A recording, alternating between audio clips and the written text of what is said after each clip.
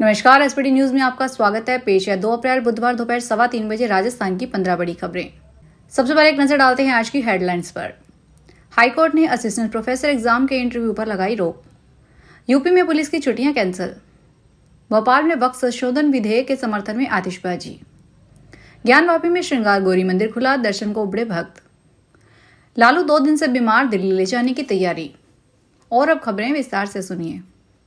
Rajasthan high court ने संस्कृत शिक्षा विभाग में 200 पदों पर आयोजित हो रही असिस्टेंट प्रोफेसर की भर्ती में इंटरव्यू पर रोक लगा दी है। यह रोक मुख्य न्यायाधीश MM श्रीवास्तव और जस्टिस आनंद शर्मा की बेंच ने मनोज शर्मा व अन्य की याचिकाओं पर सुनवाई करते हुए लगाई। याचिकाओं में कहा गया कि RPSC ने भर्ती प्रक्रिया शुरू होने के बाद नियमों में बदलाव किया है जो गैर संवैधानिक है। सुप्रीम कोर्ट अपने आदेशों में निर्धारित कर चुका है कि गेम शुरू होने के बाद नियम नहीं बदले जा सकते हैं। लोकसभा में वक्फ संशोधन बिल पेश होने से पहले यूपी सरकार ने पुलिस की छुट्टियां कैंसिल कर दी है। विभाग ने आदेश जारी कर कहा है कि जिन पुलिस कर्मियों की छुट्टियां मंजूर थीं, जो घर के लिए रवाना हो चुके हैं, वे भी तुरंत ड्यूटी पर ज्वाइन करें। मुस्लिम समुदाय के विरोध को देखते हुए यूपी के कई शहरों में अलर्ट किया गया है। कानपुर, लखनऊ, प्रयागराज, संभल में पुलिस ने फ्लैग मार्च किया। संसद के बाहर सपा प्रमुख अखिलेश यादव ने कहा, भाजपा ने रेलवे को बेचा, डिफेंस के जमीन बेची और अब वक्फ की जमीनें बेची जाएगी। संसद में आज वक्फ संशोधन विधेयक 2025 पर चर्चा हो रही है। बीजेपी के नेतृत्व वाली NDA जहां बिल का समर्थन कर रहा है, वहीं कांग्रेस समेत अन्य विपक्षी दल इसके विरोध में है। मध्य प्रदेश के भोपाल में इस बिल के समर्थन में मुस्लिम समाज के लोगों ने आतिशबाजी कर खुशी जताई। आनंदपुरा और कोकाता इलाके में बुर्का पहनी मुस्लिम महिलाएं हाथ में गुलाब थामे थी। वे थैंक यू मोदी जी और वी सपोर्ट मोदी जी की लिखी तख्तियां लिखी थी। भोपाल के हथोई खेड़ा डैम के पास भी जश्न मनाया गया। वहीं हुजूर से बीजेपी विधायक रमेश्वर शर्मा ने कहा, भोपाल के लोगों को अच्छी तरह पता है कि आरिफनगर में वक्फ बोर्ड की प्रॉपर्टी का सौदा कौन कर रहा है और कौन इसका पैसा खा रहा है। पहले कांग्रेस के सांसद इस संपत्ति का दुरुपयोग कर रहे थे और अब कांग्रेस के विधायक इसका दुरुपयोग कर रहे हैं। वाराणसी के ज्ञानवापी परिसर की दीवार पर स्थापित मां श्रृंगार गौरी के दर्शन के लिए आज भीड़ उमड़ी है। चैत्र नवरात्रि के चौथे दिन हर साल एक ही दिन श्रद्धालु दर्शन पूजन कर सकते हैं। ज्ञानवापी केस को लेकर वाद दायर करने वाली 4 महिलाओं और वकील विष्णु शंकर जैन के नेतृत्व में श्रद्धालु दर्शन करने पहुंचे। विष्णु शंकर जैन ने कहा, कोर्ट में हमारी जीत हो, मां से ऐसी कामना है। सत्यनारायण मंदिर और विश्वनाथ मंदिर के गेट नंबर 4B से सुबह 8:30 बजे श्रद्धालुओं की एंट्री करवाई गई। दोपहर 12 बजे तक श्रद्धालुओं ने दर्शन किया। श्रद्धालुओं ने मंदिर मुक्ति के लिए मां से कामना की। RJD सुप्रीमो लालू प्रसाद यादव की तबीयत बीते 2 दिनों से बिगड़ गई है। ब्लड शुगर बढ़ने की खबर है। ऐसा बताया जा रहा है कि शुगर बढ़ने के चलते एक पुराने जख्म से लालू की तकलीफ बढ़ गई है। पटना में राबड़ी आवास पर लालू का इलाज कर रहे डॉक्टर ने उन्हें दिल्ली ले जाने की सलाह दी है। बुधवार यानी आज दोपहर 2 बजे एयर एम्बुलेंस से लालू को इलाज के लिए दिल्ली भेजने की तैयारी चल रही है। जयपुर में इस बार IPL के मैच को देखना महंगा हो गया है। राजस्थान रॉयल्स ने अपनी टिकटों की रेट पर 3,000 रुपए तक की बढ़ोतरी की है। वहीं स्टूडेंट्स को राहत दी है। जयपुर में IPL के 5 मैच होंगे। पहले मैच के लिए ऑफलाइन टिकटों की बिक्री 5 अप्रैल से शुरू हो जाएगी। ये टिकटें राजस्थान रॉयल्स मैनेजमेंट द्वारा 13 अप्रैल को रॉयल चैलेंजर्स बेंगलुरु और राजस्थान रॉयल्स के बीच होने जा रहे पहले मुकाबले को लेकर काउंटर पर बेची जाएगी। इसमें स्टूडेंट्स के लिए ID दिखाने पर 1,000 रुपए का डिस्काउंट दिया जाएगा। उन्हें 1,500 रुपए का टिकट महज 500 रुपए में मिलेगा। जयपुर के झलाना स्थित राजस्थान इंटरनेशनल सेंटर में बुधवार को युवा कांग्रेस की ओर से मेगा जॉब फेयर का आयोजन किया गया। इस फेयर में 186 से अधिक बड़ी कंपनियां हिस्सा ले रही है। फेयर में 10वीं 12वीं से लेकर उच्च शिक्षा तक के बेरोजगार युवाओं को मौके पर ही रजिस्ट्रेशन किया जा रहा है। साक्षात्कार के बाद चयनित उम्मीदवारों को तुरंत ज्वाइनिंग लेटर दिए जा रहे हैं। आयोजकों का दावा है कि पहले चरण में करीब 2,000 युवाओं को रोजगार दिया जाएगा। कार्यक्रम का अवलोकन पूर्व मुख्यमंत्री अशोक गहलोत, भारतीय युवा कांग्रेस के राष्ट्रीय प्रभारी कृष्णा अल्लावारू और राष्ट्रीय अध्यक्ष उदय भानु चिब ने किया। राजस्थान भाजपा में संगठनात्मक बदलाव की हलचल तेज हो गई है। प्रदेश अध्यक्ष मदन राठौड़ जल्द ही पार्टी की महत्वपूर्ण बैठक बुलाने वाले हैं। इसमें प्रदेश, मंडल और जिला स्तर पर नई नियुक्तियों और कार्यकारिणियों के गठन को लेकर अंतिम निर्णय लिया जाएगा। इस बैठक के बाद प्रदेश भाजपा की नई कार्यकारिणी का औपचारिक ऐलान भी किया जा सकता है। प्रदेश भाजपा में 4 जिला अध्यक्षों की नियुक्ति को छोड़कर लगभग सभी संगठनात्मक चुनाव पूरे हो चुके हैं। ऐसे में मदन राठौड़ की नई टीम के गठन का रास्ता साफ हो गया है।